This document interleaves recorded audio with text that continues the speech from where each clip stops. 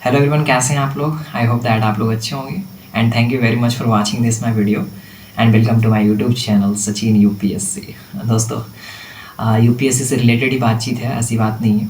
और बातचीत हम आज करने वाले हैं दिल्ली के विधानसभा चुनाव को लेकर। एक तरफ देश के राजधानी के चुनाव को लेकर सवाल चल रहे हैं, तो दूसरी तरफ मोदी जी ने अपना पहला पॉडकास्ट दे दिया है यूट्यूब पर। मुझे बहुत अच्छा लगा, मैंने पूरा पॉडकास्ट सुना है, 2 घंटे के आसपास का है। मुझे बहुत अच्छा लगा। मुझे तो ऐसा फ़ील होने लगा कि कहीं मैं अमेरिका में तो नहीं हूँ, क्योंकि मैंने ज़्यादातर अमेरिका में ही देखा है कि वहाँ के राष्ट्रपति प्रेस के सामने आते हैं और वो जनता के सवालों का आंसर करते हैं। तो ये मुझे देखकर बहुत अच्छा लगा कि हमारे देश के प्रधानमंत्री भी अब पॉडकास्ट करने के लिए आ रहे हैं। इससे बड़ी खुशी की बात और क्या हो सकती है। यही तो हमारे देश के लोकतंत्र की खूबसूरती है।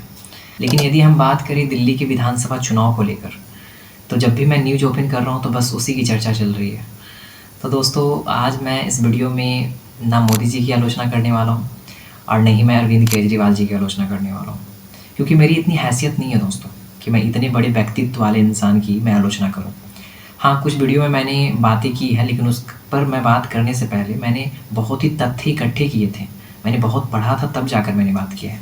जैसे मैंने रोज़गार को लेकर मोदी जी से सवाल पूछे थे, मैंने करप्शन को लेकर भी अरविंद केजरीवाल जी से सवाल पूछा है। लेकिन आज मैं किसी भी बिंदु पर उन्हें घेरने वाला नहीं हूँ, क्योंकि मेरे पास आज कोई तथ्य है नहीं, ठीक है। तो मैं बस इतना ही कहना चाहूँगा कि जब आप वोट देने जाएँ तो आप किस आधार पे वोट देंगे, मैं ये बता सकता हूँ आपको, ठीक है। लेकिन ये भी आपका व्यक्तिगत मामला है, इसमें भी हस्तक्षेप करना कहीं न कहीं हमारे लिए गलत होगा।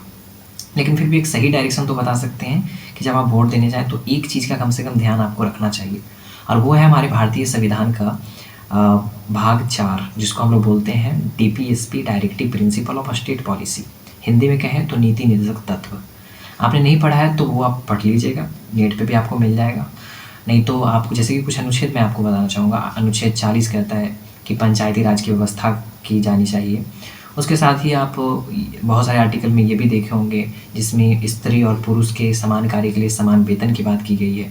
तो एक तरह से कल्याणकारी राज्य की अवधारणा को लेकर जो डीपीएसपी बना है, राज्य के नीति निदेशक तत्व बना है, वो सरकार को एक कर्तव्य दिलाता है या याद दिलाता है कर्तव्यों को कि आप इसी के अंतर्गत रहकर शासक बनकर एक जनता के प्रतिनिधि के तौर पर जाकर आप जनता के लिए इस तरह से काम करेंगे।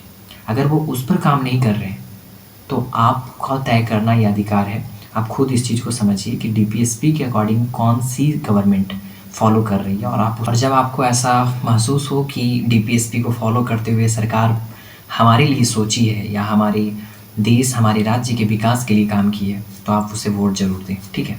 ये आपको तय करना है दोस्तों। आज मैं इस वीडियो में नहीं बता सकता कि कौन डीपीएसपी को फॉलो कर रहा है, कौन नहीं कर रहा है। ये तय करना आज मैं आपके हाथों में देता हूँ। बाकी आप कमेंट में लिखिए कि आपका कौन सा फेवरेट लीडर है, आप किसको वोट दे रहे हैं। और नहीं बताना चाहते हैं तो भी ये आपकी स्वतंत्रता है, आप उसे मतलब छुपा के भी रख सकते हैं, ठीक है। बाकी आप लोगों का क्या सवाल है वो कमेंट में लिखेंगे। बाकी मैं इतना ही कहूँगा दोस्तों कि जब भी आप वोट देने जाएँ तो आप ये चेक कर लें कि आपकी मतदाता सूची में नाम है कि नहीं, क्योंकि अभी बहुत सारे फ्रॉड केसेस चल रही हैं कि बहुत सारे लोगों के नाम भी काट दिए जा रहे हैं। ऐसे बहुत सारे फेक न्यूज़ फैलाए जा रहे हैं। इस पे भी थोड़ा जांच कर लेना चाहिए हम लोगों को, और खुद को कम से कम एक वेबसाइट पर जाकर, जो इलेक्शन कमीशन की वेबसाइट है, आप वहाँ पर जाकर चेकआउट कर लीजिएगा कि आपकी मतदाता सूची में नाम है कि नहीं। वोट देना ये सबका अधिकार है दोस्तों, और यही तो लोकतंत्र की खूबसूरती है ना। तो आप ज़रूर वोट देने जाएँ।